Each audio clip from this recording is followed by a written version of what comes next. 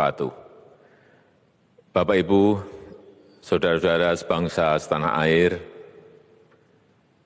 pagi tadi saya telah memimpin rapat terbatas secara virtual tentang Undang-Undang Cipta Kerja bersama jajaran pemerintah dan para gubernur. Dalam undang-undang tersebut terdapat 11 klaster yang secara umum bertujuan untuk melakukan reformasi struktural dan mempercepat transformasi ekonomi. Adapun klaster tersebut adalah urusan penyederhanaan perizinan, urusan persyaratan investasi, urusan ketenagakerjaan, urusan pengadaan lahan, urusan kemudahan berusaha, urusan dukungan riset dan inovasi, urusan administrasi pemerintahan, urusan pengenaan sanksi, urusan kemudahan pemberdayaan dan perlindungan UMKM, urusan investasi dan proyek pemerintah, serta urusan kawasan ekonomi. Dalam rapat terbatas tersebut, saya tegaskan mengapa kita membutuhkan Undang-Undang Cipta Kerja. Pertama, setiap tahun ada sekitar 2,9 juta penduduk usia kerja baru, anak muda yang masuk ke pasar kerja, sehingga kebutuhan atas lapangan kerja baru sangat-sangat mendesak. Apalagi di tengah pandemi, terdapat kurang lebih 6,9 juta pengangguran dan 3,5 juta pekerja terdampak pandemi COVID-19. Dan sebanyak 87% dari total penduduk bekerja memiliki tingkat pendidikan setingkat SMA ke bawah, di mana 39% berpendidikan sekolah dasar. Sehingga perlu mendorong penciptaan lapangan kerja baru, khususnya di sektor padat karya. Jadi, Undang-Undang Cipta Kerja bertujuan untuk menyediakan lapangan kerja sebanyak-banyaknya bagi para pencari kerja serta para pengangguran. Kedua, dengan Undang-Undang Cipta Kerja akan memudahkan masyarakat, khususnya usaha mikro kecil, untuk membuka usaha baru. Regulasi yang tumpang tindih dan prosedur yang rumit dipangkas. Perizinan usaha untuk usaha mikro kecil (UMK) tidak diperlukan lagi, hanya pendaftaran saja. Sangat simpel. Pembentukan PT atau perseroan terbatas juga dipermudah. Tidak ada lagi pembatasan modal minimum. Pembentukan koperasi juga dipermudah. Jumlahnya hanya 9 orang saja. Koperasi sudah bisa dibentuk. Kita harapkan akan semakin banyak koperasi-koperasi di tanah air. UMK, usaha mikro kecil yang bergerak di sektor makanan dan minuman. Sertifikasi halalnya dibiayai pemerintah, artinya gratis. Izin kapal nelayan penangkap ikan misalnya, hanya ke unit kerja Kementerian KKP saja. Kalau sebelumnya harus mengajukan ke Kementerian KKP, Kementerian Perhubungan, dan instansi-instansi yang lain. Sekarang ini cukup dari unit di Kementerian KKP saja. Ketiga, Undang-Undang Cipta Kerja ini akan mendukung upaya pencegahan dan pemberantasan korupsi.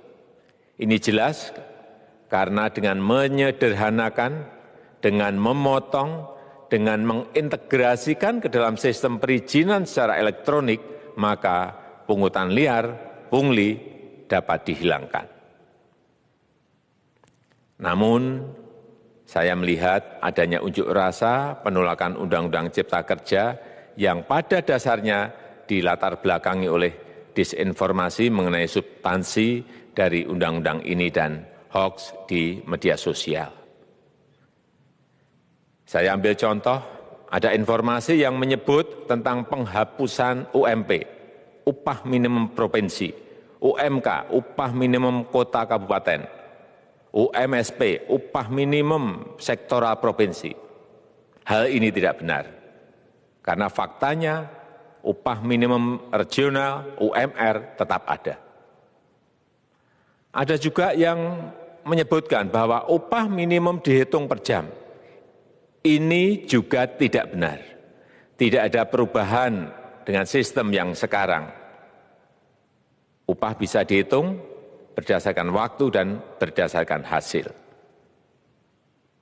Kemudian adanya kabar yang menyebutkan bahwa semua cuti sakit, cuti kawinan, cuti khitanan, cuti baptis, cuti kematian, cuti melahirkan, dihapuskan. Dan tidak ada kompensasinya. Saya tegaskan juga ini tidak benar. Hak cuti tetap ada dan dijamin. Kemudian apakah perusahaan bisa mem-PHK kapanpun secara sepihak? Ini juga tidak benar. Yang benar, perusahaan tidak bisa mem-PHK secara sepihak. Kemudian juga pertanyaan mengenai benarkah jaminan sosial dan kesejahteraan lainnya hilang. Yang benar, jaminan sosial tetap ada. Yang juga sering diberitakan tidak benar adalah mengenai dihapusnya AMDAL, analisis mengenai dampak lingkungan. Itu juga tidak benar. AMDAL tetap ada. Bagi industri besar harus studi AMDAL yang ketat. Tetapi bagi UMKM lebih ditekankan pada pendampingan dan pengawasan. Ada juga berita mengenai Undang-Undang Cipta Kerja ini mendorong komersialisasi pendidikan. Ini juga tidak benar. Karena yang diatur hanyalah pendidikan formal di kawasan ekonomi khusus, di KEK. Sedangkan perizinan pendidikan tidak diatur di dalam Undang-Undang Cipta Kerja ini. Apalagi perizinan untuk pendidikan di pondok pesantren.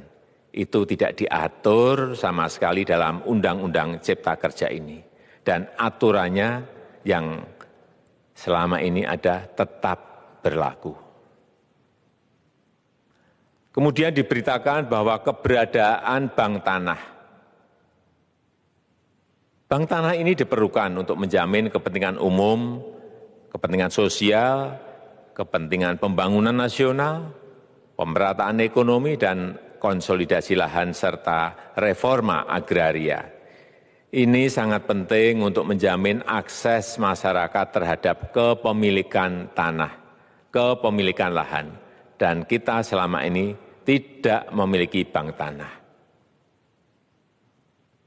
Saya tegaskan juga bahwa Undang-Undang Cipta Kerja ini tidak melakukan resentralisasi kewenangan dari pemerintah daerah ke pemerintah pusat. Tidak ada. Perizinan berusaha dan pengawasannya tetap dilakukan oleh pemerintah daerah sesuai dengan NSPK, norma, standar, prosedur, dan kriteria yang ditetapkan pemerintah pusat. Ini agar dapat tercipta standar pelayanan yang baik di seluruh daerah. Dan penetapan NSPK ini dapat nanti akan diatur di dalam PP atau peraturan pemerintah. Selain itu, kewenangan perizinan untuk non-perizinan berusaha tetap ada di Pemda, sehingga tidak ada perubahan. Bahkan kita melakukan penyederhanaan, melakukan standarisasi jenis dan prosedur berusaha di daerah. Dan perizinan berusaha di daerah diberikan batas waktu. Ini yang penting di sini. Jadi ada service level of agreement. Permohonan perizinan dianggap disetujui bila batas waktu telah terlewati. Saya perlu tegaskan pula bahwa Undang-Undang Cipta Kerja ini memerlukan banyak sekali peraturan pemerintah atau PP dan peraturan presiden atau Perpres. Jadi setelah ini akan muncul PP dan Perpres yang akan kita selesaikan paling lambat 3 bulan setelah diundangkan. Kita pemerintah membuka dan mengundang masukan-masukan dari masyarakat dan masih terbuka usulan-usulan dan masukan dari daerah-daerah. Pemerintah berkeyakinan melalui Undang-Undang Cipta Kerja ini jutaan pekerja dapat memperbaiki kehidupannya dan juga penghidupan bagi keluarga mereka. Dan kalau masih ada, jika masih ada ketidakpuasan terhadap Undang-Undang Cipta Kerja ini, silahkan mengajukan uji materi atau judicial review melalui MK, Mahkamah Konstitusi. Sistem ketatanegaraan kita memang mengatakan seperti itu. Jadi, kalau masih ada yang tidak puas dan menolak, silahkan diajukan uji materi ke MK. Saya rasa itu yang bisa saya sampaikan pada kesempatan yang baik ini. Terima kasih. Wassalamualaikum warahmatullahi wabarakatuh.